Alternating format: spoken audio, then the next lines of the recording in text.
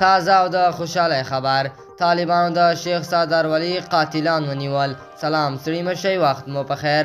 درنو لیدونکو که غواړئ د تازه او مهمو پیښو څخه خبر شئ نو همدغه سره د تام پلاس چینل سبسکرایب کړئ. طالبانو د شیخ صادر ولی قاتلان ونیول.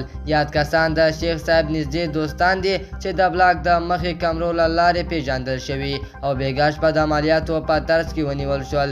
د سیوریک ویان ذبیح الله مجاهد وایي چې سبا ته به یې حتمي اعدام کړو. دوستانو زموږ چمتو شوی خبر تر همدې ځای پورې و.